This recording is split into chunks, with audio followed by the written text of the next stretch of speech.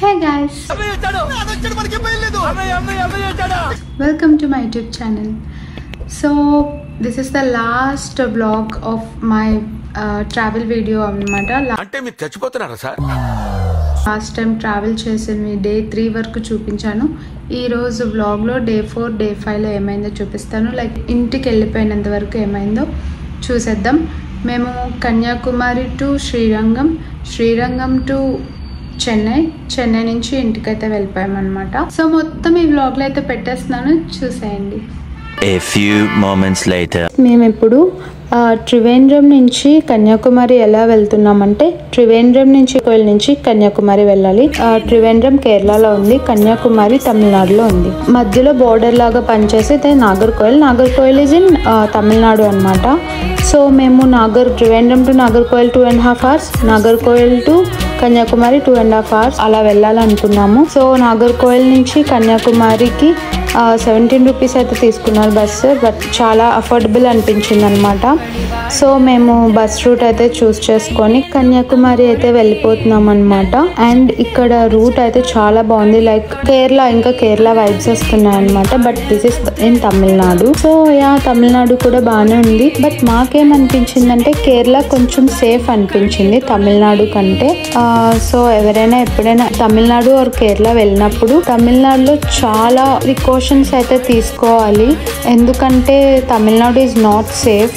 మేము చూసాము లైక్ కొన్ని ప్లేసెస్కి వెళ్ళినప్పుడు అదైతే మాకు సేఫ్ అనిపించలేదు, but Kerala is very safe. మేము నైట్ 9:30 10కి తిరిగినప్పుడు కూడా మాకు అన్సేఫ్ అనిపించలేదు అనమాట కేరళ. ఇంకా ఇప్పుడు మేము కన్యాకుమారి వెళ్ళాక మళ్ళీ బ్యాక్ టు నాగర్కోయిల్ రావాలి. సో అందుకే మేము త్వరగా కన్యాకుమారి వెళ్ళిపోతున్నాము. ఫైనల్ గా కన్యాకుమారి అయితే రీచ్ అయిపోయాము. ఇక్కడ ఒక లాకర్ తీసుకొని బీచ్కి వెళ్దాం అనుకున్నాం, బట్ ఇక్కడ ఒక ప్లేస్ ఉంది వివేకానంద మెమోరియల్ అని, అక్కడికి వెళ్ళాలంటే బోట్ తీసుకోవాలంట. ఇక్కడ చూసారా పెద్ద క్యూ అయితే ఉంది.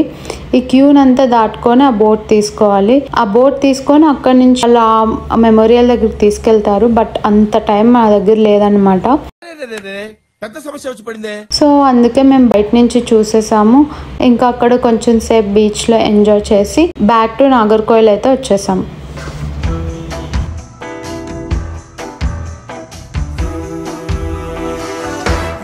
Got me wrong if you believe you were out of my head. You got me wrong if.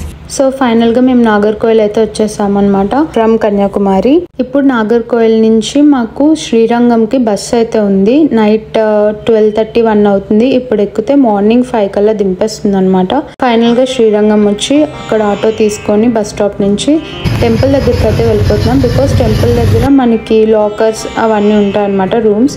So మేము అక్కడ తీసుకుందామని చెప్పి అక్కడికి వెళ్ళిపోయాం. ఇది ఒక గోపురం అంటారు కదా, ఎంట్రన్స్.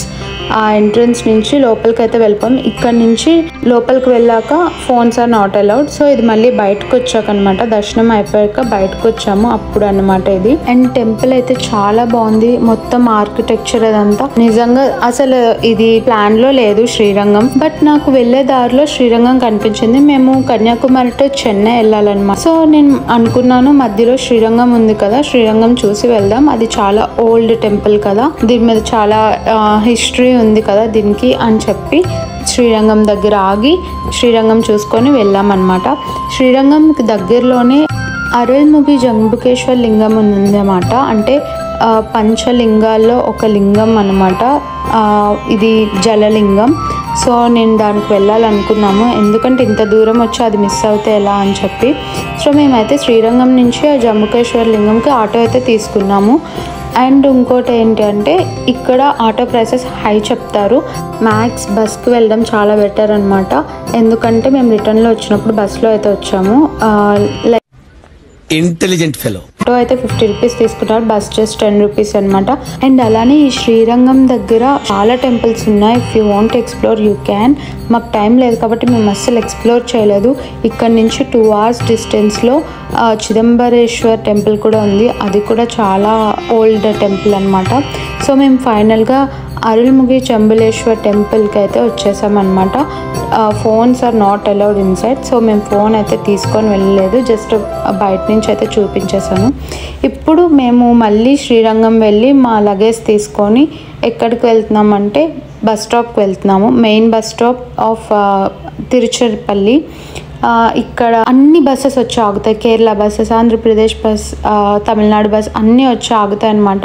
సో మేము ఇక్కడ నుంచి చెన్నై వెళ్ళాలనుకుంటున్నాం, బికాస్ మాకు అదే ఒక రూట్ అనమాట కడపకు వెళ్ళడానికి. And please ignore my face, కుంకుమ ఎక్కువైపోయింది.